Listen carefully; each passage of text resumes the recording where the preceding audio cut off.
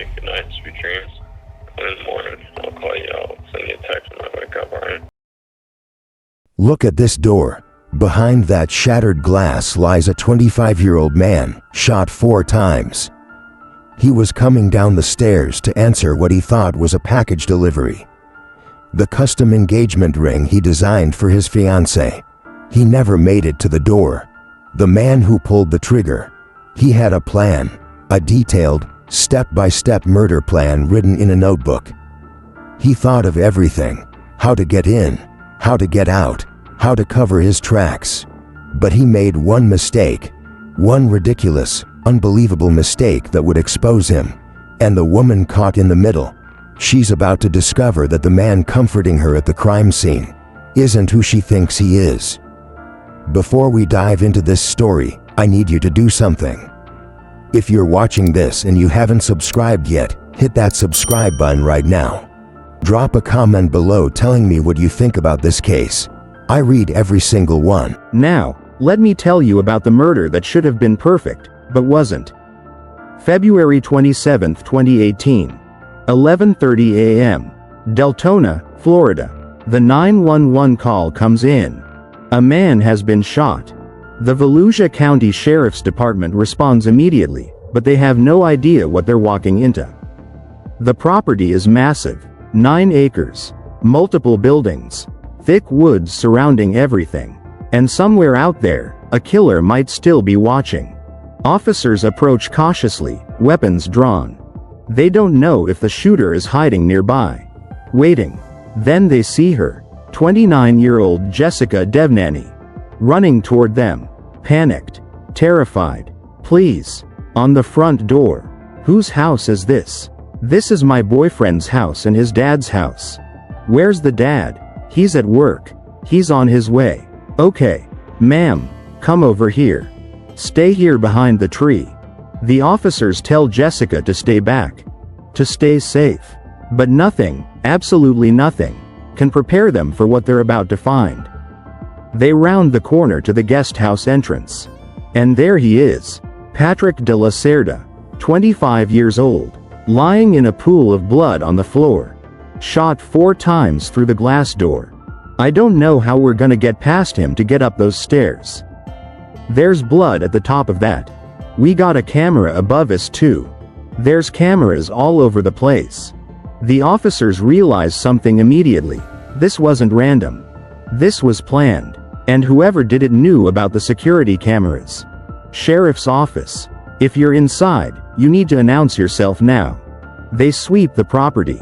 Building by building. Room by room. Sheriff's office, announce yourself. Volusia Sheriff's office. If you're inside, announce yourself. The killer is gone. But here's what police don't know yet. Jessica is still in danger. The man who murdered her fiancé. He's not done with her. Not by a long shot. And the person she'll be seen with later in this footage, the person who appears to be comforting her? He's been planning this murder for months. Clear. Clear. All good? This building is secure. Are there any others that we need to clear? While officers secure the perimeter, Jessica waits in a patrol car. She's in shock, confused, terrified. Within minutes, news helicopters are circling overhead. A 25-year-old Volusia County man is dead and deputies say someone shot right through his front door. This is not a random act of violence. Patrick's father, Max, arrives home. He shares the 9-acre property with his son. He was at a construction job an hour and a half outside of town when it happened. When officers tell him his son is dead, Max is completely shattered. I never got to say goodbye to my son. I never got to talk to him, nothing. But through his grief, Max remembers something crucial. Something that could break this case wide open. We learned that Patrick's father had received a phone call from someone posing to be a delivery driver. At the gate to the property, there's a sign. It reads, "For packages or delivery drivers, call this phone number." Max's phone number. Someone called Max that morning. Said there was a package at the gate for Patrick. Max texted Patrick to let him know. Patrick never responded. So now we start thinking, is that delivery driver possibly related to the murder? We make the decision that we're gonna take Patrick's father and the fiancé to our district office in Deltona. While Patrick's body is transported to the medical examiner's office, Jessica and Max are brought in for questioning. Detective Weaver needs answers. Fast. We're looking for any reason why someone would want Patrick dead. The first person in the interrogation room is Jessica Devnani. She's devastated, but she wants to help. I told law enforcement everything about my relationship with Patrick. And what she's about to reveal will send this investigation in a direction nobody expected. Let's go back, 8 months before Patrick's murder. June 2017. Orlando, Florida. Jessica works as a bank teller. She's just ended a difficult relationship and she's ready to move on. So she joins a dating app. I didn't have any hope that I was gonna meet anyone, but just after a few days, Patrick sent me a message. I could tell that he was very smart and that he was very charismatic. Their first date? Electric. As soon as we met, I knew he was the one. It was kind of like love at first sight. Our relationship just took off. It's as if we were waiting to meet each other. Patrick was magnetic, the kind of person who lit up every room he walked into. Patrick was the life of the party. Any room he would go to, he would light it up. His personality was just full of life and he was always making me laugh. Oh, this is a workout. I loved everything about him. There was not a mean bone in his body. He treated me like a queen. Jessica, look this way. They were perfect together, planning their future, talking about kids, about building a life. Patrick and we had our whole future planned out. He wanted kids. He wanted a relationship with his mother. Patrick's mother absolutely adored him. Patrick was a wonderful son and he loved kids, he loved babies, and I really was looking forward to have grandchildren from him. We were gonna have, like, a fairy tale life. Patrick's mother remembers the day he told her about Jessica. And one day he came and he said, "Mom, this one is the one. This one is the one." December 2017. 6 months into their relationship. Patrick has a surprise. We were just, like, laying in bed, and he just popped the question to me. Of course I said yes. I was so excited. It was one of the best moments of my life. Patrick gives Jessica a temporary ring to wear while he works with a jeweler on a custom design. Something special. Something that represents their love. The ring that Patrick designed for me, it was actually supposed to arrive within that week that he passed away. He never got to give it to me. That ring. That beautiful, custom-made engagement ring. It's being delivered the morning Patrick is murdered. February 27, 2018. Morning. Jessica wakes up to a text from Patrick. But when she tries to call him back, there's no answer. I didn't think too much of it because, it was early in the morning. When I got to work and I tried to call Patrick over and over again and there was no answer, which I thought was weird because he always answers every phone call, I just felt like something was wrong. Jessica leaves work immediately. The drive to Patrick's house feels endless. The drive felt like it was forever. She's terrified. And for good reason. Because of the threats. The disturbing, violent threats the couple had been receiving. I was on the phone with Patrick's dad, Max. We both were trying to get in touch with Patrick and there was no answer. Max is also panicking. He asks his girlfriend Shannon to go check on Patrick. Jessica and Max are both on the phone when Shannon arrives at the scene. His tone all of a sudden changed. I said, "What's wrong? Is Patrick okay?" He was silent. He didn't say anything. Jessica arrives moments later. And as soon as I got there, I ran up to the door and I just found Patrick was on the floor with a big pool of blood next to his head. She'll never forget that image. Never. It was just the worst thing you could ever see in your entire life. My whole world was taken away. While the gunman remains at large, Detective Weaver and his team begin processing the scene. The first thing they notice? Nothing is missing. All the valuables are still there. This wasn't a robbery. Don't walk that way, Sam. There's 2 shell casings on the ground. 6 rounds were fired. 4 struck Patrick. But the crime scene unit only finds 2 spent shell casings. So we knew we had somebody who's smart enough to pick up shell casings at the crime scene. With how close they were to the body, I immediately realized that this was a calculated murder. This wasn't impulsive. This wasn't a crime of passion. Patrick was coming to the door when he was shot and killed, and he never got outside the door to answer. The ammunition is unusual. .300 blackout. High caliber. High impact. It's not something that we commonly see on these types of cases. It is a high caliber, high level impact. It's ammunition that goes in an AR style weapon. The level of violence is shocking. I mean, that's extremely violent, and it reflects the degree of intense rage that was present. Then investigators make another discovery. During our initial walkthrough, we discovered that there were video cameras. We got a camera above us too. There's cameras all over. Perfect. Security footage could crack this case wide open. The first thing they're thinking is, fantastic. Even if the video doesn't capture the homicide itself, maybe it captures the person involved. Maybe it captures a vehicle. Detective Weaver rushes upstairs to Patrick's room where the DVR system should be. But when he gets there, his heart sinks. It had been ripped out of the wall and taken.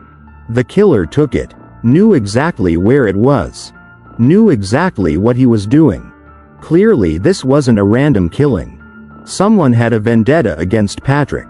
It was personal and it was planned. It was an assassination. Back at the station, Detective Weaver needs to figure out who would want Patrick dead. That's when Jessica tells him about something that happened the month before. Something bizarre. In a strange twist, News 6 discovered the young man has been shot at before. January 24, 2018. About a month before the murder, a neighbor claimed Patrick was trespassing on his property. The neighbor fired 6 or 7 rounds to scare Patrick off. Patrick wasn't hurt, but he called the police. The neighbor was arrested. Detective Weaver thinks he has his first real lead. Could this neighbor be the killer? Investigators rush to the neighbor's house. Is he home now? I don't know. We're gonna try one more time. They knock. No answer. They keep knocking. Nobody. Strange. But when they run the neighbor's name through the database, they discover something that clears him immediately. We found out this individual could not have committed the crime because he physically was in custody at a jail facility. So we were able to check him off the list. Dead end. Detective Weaver needs another angle. He asks Jessica if there's anyone else who might want Patrick dead. That's when she tells him about the voicemails. The ominous, threatening voicemails. I was really scared because, he was always shadowing my life. There was someone who wasn't happy about Jessica's relationship with Patrick. Her ex-boyfriend, Gregory Bender. But who is Gregory Bender? And how far was he willing to go? Jessica informed law enforcement that she had had a prior relationship with a gentleman, Jessica's ex. Gregory Bender had been persistently coming after Jessica, trying to win her back. 2016. 2 years before the murder. Gregory Bender was a successful hedge fund manager. Wealthy. Living in $1 million house in Windermere, an affluent suburb outside Orlando. He and Jessica had been dating for a while. But the relationship was toxic. He was very possessive. He said that if I ever left him that it would never be pretty. Then came the breaking point. Early 2016. Bender is admitted to the hospital for a medical procedure. Jessica decides to surprise him with a visit. But when she gets to his room, there's another woman at his bedside. She's like, "What are you doing here?" I was like, "What are you doing here?" And then she showed me her ring. She's like, "I'm his wife." Her name was Damara Sanchez. And she was married to Gregory Bender. Jessica had no idea. My heart just dropped. I couldn't believe it. I was in shock. Bender tried to explain. His excuse? Bizarre. He said, "I'm so sorry." And he told me that he had only married her as, like, a business marriage.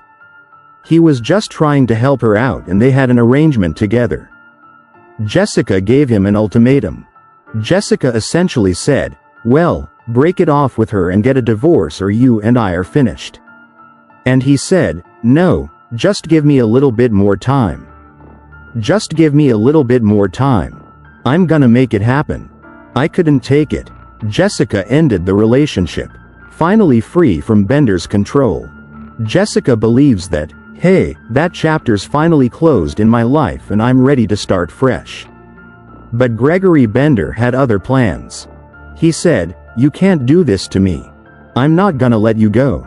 He wanted to know my every move and to make sure that I was still there and not with somebody else.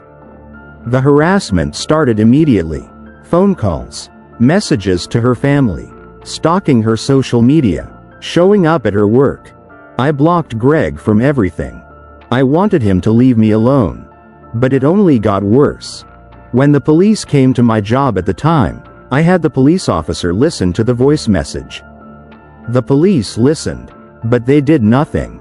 And they're like, "Well, it still doesn't mean anything. We can't do anything based on verbal harassment." They even called Bender. They said, "Oh, he seems fine. Like, he seems cool and collected." And I was like, yes, that's Bender. He's very conniving that way. 1 month after breaking up with Bender, Jessica met Patrick. And everything changed. Jessica knew she needed to tell Patrick about her ex. I definitely wanted to be clear with Patrick that I did have a very jealous ex-boyfriend. I was afraid that he would find out about our relationship. Jessica begged Patrick to keep their relationship off social media. To stay hidden. To stay safe. But Patrick refused. I told Patrick, I was like, "Please," I said, "I don't want our picture up on Facebook because if Greg ever finds out, you know." But Patrick said no. He doesn't want to hide us. Patrick wanted the world to know he was in love with Jessica. Eventually, Jessica agreed to post one picture. She created a new Facebook profile. Deleted her old one. Blocked Bender completely. It wasn't enough. He had found out about me and Patrick through Facebook. He had found my profile. And then the threats escalated. Dramatically. He had looked up his name online and he found his address and phone number, and at that point he was threatening Patrick. Bender didn't just threaten Patrick. He went after his family too. Greg looked up Patrick's mother and he said, "I know where your mom lives." He's like, "I'm gonna harm you guys. I'm gonna come to your residence. You'd better leave Jessica right away." Patrick took the threats seriously. Patrick took it very seriously. He did get a security system installed at his residence as well. He also installed a fence at the entrance of the property. Security cameras everywhere. But Gregory Bender could not be stopped. November 2017. Jessica and Patrick decided they'd had enough. They went to court with all the evidence. The voicemails. The text messages. Everything. A judge granted them a restraining order against Gregory Bender. With the restraining order, Bender was not allowed to call me, message me, no form of contact whatsoever. He was not allowed to come near my workplace or my house. And I also listed Patrick's residence in the restraining order. Bender was also ordered to turn in his firearms. All of them. And for a while, it worked. The threats stopped. The harassment ended. We thought he did go away. We didn't hear anything and we felt confident. Patrick and Jessica could finally breathe. But Gregory Bender violated the restraining order once. Just once. On the morning of Patrick's murder.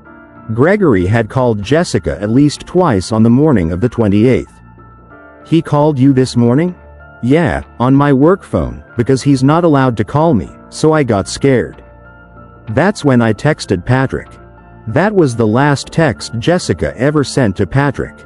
So when she got the phone call and saw on the caller ID that it was Gregory Bender, flags started going up, and that's when made her so worried. Detective Weaver has his prime suspect. In that time it was very clear that he was the most promising lead. Now he needs proof. Detective Weaver has an idea. A risky idea. He asks Jessica to call Gregory Bender back. But this time, police will record everything. Best case scenario would be he would admit Patrick's murder to her. But what we're doing is we're trying to collect as much information as we can.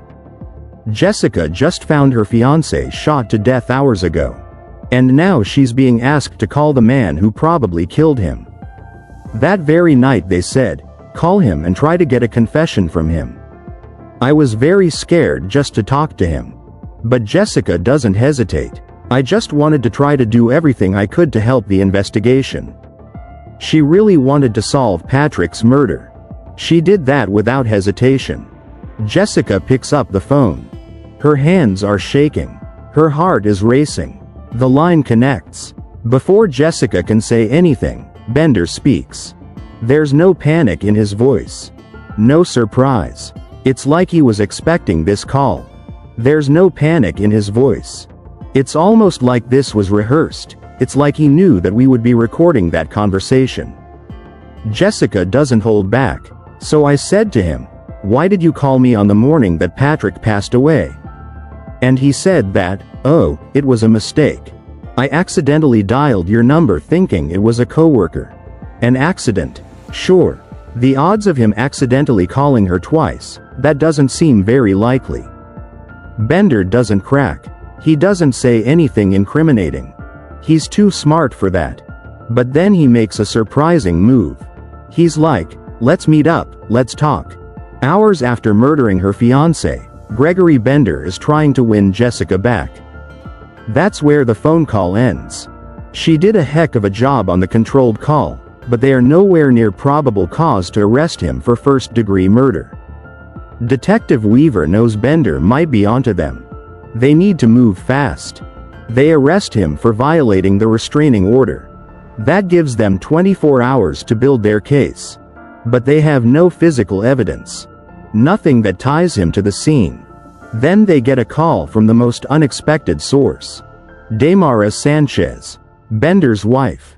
The woman he claimed he only married for business. A day or so into our investigation, we also received a phone call from Bender's wife. What made Damara come forward was that she sees the news and sees that Patrick De La Cerda was murdered. Damara is terrified. She won't meet at a police station. She won't let them come to her house. She didn't want us coming to her house. She doesn't want to meet at a police station or at a sheriff's office. She asks to meet in a parking lot outside of town. When investigators arrive, Damara quickly gets into their car. She's kinda having a hard time really, articulating what she has, and she was in shock and she was terrified of Gregory. Then she tells them something that changes everything. Months prior to this murder, she had discovered a notebook that belonged to Greg. Didn't really know what it was, thought it was some sort of journal. One day when he wasn't home, she went through the notebook and she had discovered a murder plan. A murder plan, written out, step by step. She had seen what appeared to be directions on how to get to Patrick's house. Schematics, a playbook that Bender wrote of how he would do the crime, how he would get in, how he would get out, how he would cover his tracks by throwing away evidence. When Damara confronted him, Bender had an excuse ready. I confront him and I asked him and he said it was a fantasy. He told her that, hey, this is just fantasy. I would never do anything like this. And she kinda dropped it. Now here we are 2 months later and Patrick's dead. This is the break Detective Weaver needed. With Damara's testimony, he can get a search warrant for Bender's house. If they can find that notebook, they have their case. But Weaver isn't optimistic. Bender is too careful, too meticulous. He wouldn't leave evidence lying around. The main thing we were looking to find was ammunition that matched that. 300 blackout caliber ammunition found at the scene, the murder weapon, and this notebook with the murder plan. And we don't find these things that we're looking for, we're back at square one. We can't prove that Gregory Bender killed Patrick De La Cerda. But almost as soon as he walks into Bender's office, Detective Weaver sees something that stops him cold. In the recycling bin, right on top, crumpled pages, hand-drawn maps, handwritten notes. I look down, and in the trash can right on top, I see a map, a hand-drawn map on some torn-out pages from a spiral notebook, and I was in shock, like, there's no way that we just found this murder plan. He found it, the murder plan, just sitting there in the trash. It's almost unbelievable and just shocking that he would forget something so simple as tossing the murder plan in a trash can and not throwing it away. The notebook contains everything: Patrick's address, Howland Boulevard, a detailed sketch of the property. The sketch of the property was spot on. And instructions. Precise, calculated instructions. Put duct tape on a second pair of shoes, so no tread prints. Wait for confirmation that he is alone, then turn off cell phones. Dispose of clothes, plate, tracker, gloves. This is premeditation. Proof of planning. But they still need something that ties Bender to the actual crime scene. That gave us premeditation to show to a jury, but we needed a way to physically tie him to the crime scene. Inside the house, police find an arsenal, ammunition, multiple firearms, body armor, another violation of the restraining order. They also find 300 blackout bullets, the same type used to kill Patrick. But no AR-15. Bender disposed of the murder weapon. As the search winds down, Detective Weaver takes one last look inside a kitchen drawer. And there it is, a spent, 300 blackout shell casing. Not an unfired piece of ammunition, but a discharged shell casing of 300 blackout ammunition. This is huge. This is a potential piece of physical evidence that could directly tie Gregory Bender to the crime scene. The shell casing is sent to the lab. On March 1, 2018, less than 48 hours after Patrick was murdered, Gregory Bender is charged with first-degree murder. But the battle is far from over. They informed me the next morning that Greg was arrested. I just felt relieved, and I was just eager to go to trial.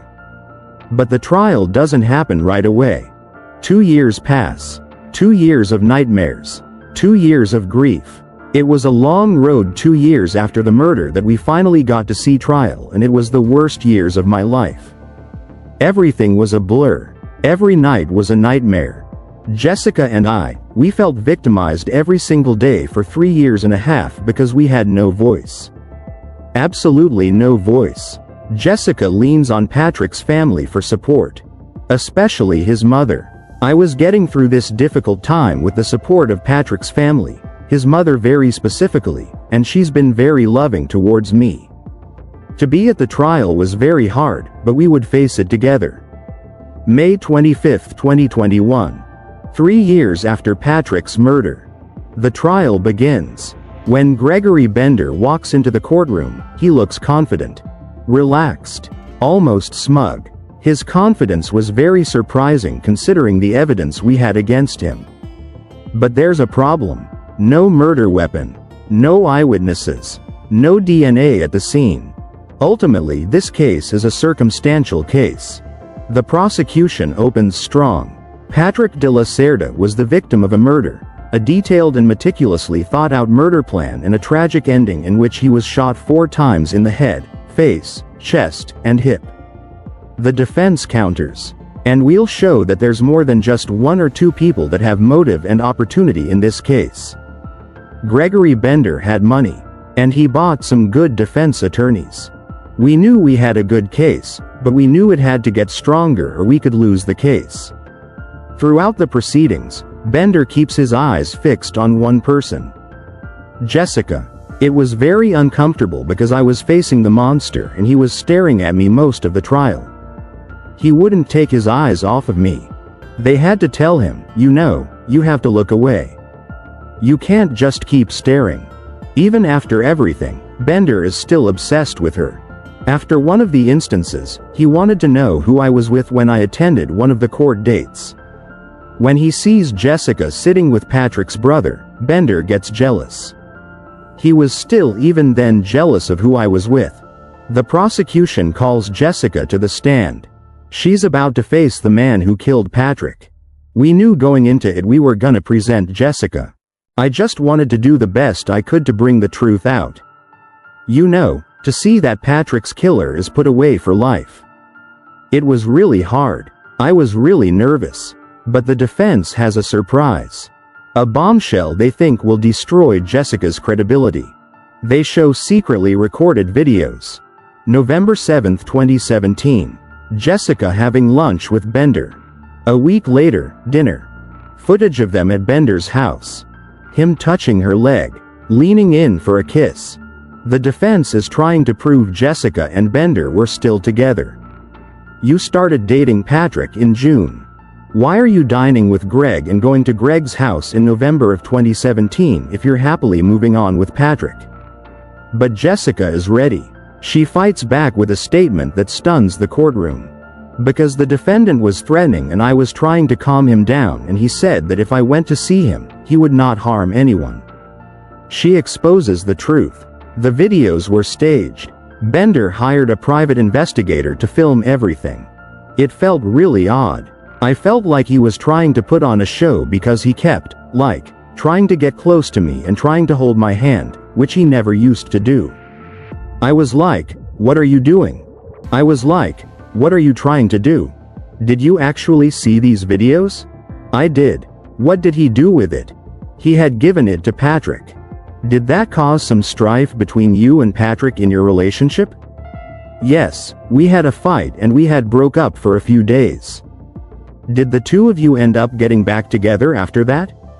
Yes. The defense's strategy backfires completely. Next comes Damara Sanchez. The wife Bender claimed was only a business arrangement. Were you married to Mr. Bender? Translates to Spanish, sí. Yes. As she testifies, Bender breaks down for the first time. It was a plan to kill the guy. The guy is Patrick? Yeah. Bender is seen mouthing, "I love you," to Damara across the gallery. Don't talk to anybody in the courtroom. Now comes the final piece of evidence. The piece that will seal Gregory Bender's fate. The man who thought of everything made one ridiculous mistake. Remember that shell casing found in Bender's kitchen drawer? The one he kept as a trophy? The Florida Department of Law Enforcement analyzed it. And what they discovered was the smoking gun. The Florida Department of Law Enforcement was able to tell us that the two casings recovered at the crime scene were shot from the same exact weapon as the weapon that shot the single shell casing recovered from Gregory Bender's junk drawer. Same weapon. Same gun. Definitive proof. The prosecution walks the jury through exactly what happened that morning. February 27, 2018. 6:13 a.m. A security camera from a neighbor catches Bender's car leaving his house in Windermere. He drives 45 minutes to Deltona, parks his car away from view, puts on a second pair of shoes with duct tape underneath to avoid leaving footprints. Just like his murder plan instructed, he walks through the woods to avoid detection. The dirt road that was drawn on the murder plan runs down the side of the property. It's pretty heavily wooded down this way. So I think he walked on foot until he got to this opening. 7:15 a.m. Bender calls Max, posing as a delivery driver. The package for Patrick. While Max texts Patrick about the delivery, Bender waits in position. His rifle aimed directly at the front door. He can see through the glass. He's positioned just a few feet away. Close enough that he won't miss. When Patrick comes down the stairs to answer the door, Bender opens fire. 6 shots ring out. 4 hit Patrick. In the head, in the face, in the chest, in the hip. Patrick dies instantly. Gregory took out all his rage, all his jealousy in those shots, and accomplished what his one goal in life was at that point in time, which was to kill Patrick. I'm sure there was some level of satisfaction that he had done it. He had pulled off in his mind what the perfect murder was and that he was gonna get away with it. Bender rushes inside the house. steps over Patrick's body, runs upstairs to Patrick's bedroom. He rips the DVR from the security system out of the wall, takes it with him to destroy the footage. As he makes his way back out of the house, he remembers to collect the shell casings. Part of his plan: leave no evidence behind. He leaves 2 there. He gets rid of the rest of them, but he keeps 1. That really ties Gregory Bender to the crime scene. He disposes of everything: the murder weapon, the DVR, his clothes, the duct-taped shoes, everything from his checklist. But that 1 shell casing? He keeps it, a souvenir, a trophy, a reminder of what he accomplished. After disposing of the evidence and the murder weapon, Bender keeps the shell casing as a memento, a trophy to remind himself what he accomplished. That was a mistake. That single piece of brass. That's what destroys him. The prosecution's closing argument is devastating. He couldn't take that Jessica left him and wouldn't come back to him because of Patrick De La Cerda. The defense makes one final attempt to save their client. This case is about the difference between a fantasy and reality. People should not be judged on their worst thoughts just because they put them to paper, but that's what they're doing in this case. But the jury sees through it. The evidence is overwhelming. The murder plan, the shell casing, the obsession, the threats, all of it. May 28, 2021. After 3 days of testimony, the jury deliberates for just a few hours. When they return, the courtroom is silent. Everyone holds their breath. The verdict is read. We, the jury, find the defendant, Gregory Bender, as follows: guilty of the charge of first-degree murder as charged in the indictment. Jessica breaks down. Patrick's family holds each other. Years of pain and grief finally have an answer. In Florida, first-degree murder carries an automatic life sentence without the possibility of parole. No chance of freedom, ever. The judge allows victim impact statements. The prosecutor speaks first. I want to thank all of you for having put evil where it belongs. Then Patrick's father, Max, stands up. The emotion in his voice is raw, powerful. He turns directly to Gregory Bender. I hope they keep you in jail until you die there. Until you die. Because the moment you step out, I'm gonna finish you off. The same thing you did to my son. Mr. De La Cerda, Max, you have to address the judge. I understand that. You have to address the judge. Max's voice cracks with emotion. I will miss my son. He was a beautiful soul. A beautiful kid. Patrick's mother speaks next. Her words cut through the courtroom. I hope you feel some peace, Patrick. Rest assured, the man who took your life is going to pay with his own life now. After the sentencing, Jessica and Patrick's mother do something together. Something meaningful. Patrick's mom and we went out to the cemetery in West Palm Beach. We brought some cake and we brought some champagne and they wanted to share the news with Patrick. To tell him that justice had finally been served. We finally did it. We got the guilty verdict. Patrick's mother reflects on her son's final moments. The only reason that make me feel better is that I lost my child for love. He had love in his heart when he passed. He was going down the stairs to get the ring. That ring. The custom engagement ring Patrick designed for Jessica. The one that was being delivered the morning he died. Jessica never got to receive it from Patrick's hands. But Patrick's family made sure she finally got it. On her 30th birthday, they surprised her with it. A final gift from the man she loved. I still wear my ring every day as a symbol of me and Patrick's love. Patrick will always be the love of my life. The ring is one of the last things that I have to hold near, and it's a connection that I have with Patrick. Today, Gregory Bender is serving life in prison without the possibility of parole. He will die behind bars. He has never shown remorse for what he did. Never apologized. Never explained why keeping that shell casing, his fatal mistake, was more important than his freedom. Jessica continues to honor Patrick's memory every single day. I want Patrick to be remembered with nothing but a sense of love because of the love that he had to show everyone. Patrick taught Jessica something important in their short time together. He taught her to live life fully. Without fear. Without hiding. Patrick taught Jessica to live her life to the fullest, and every day she does her best to make him proud because she knows that's what Patrick would have wanted for her. I will go on for Patrick. I will live in his happy memories close to my heart. Patrick De La Cerda was 25 years old when he was murdered. He was about to propose to the love of his life with a custom ring he spent months designing.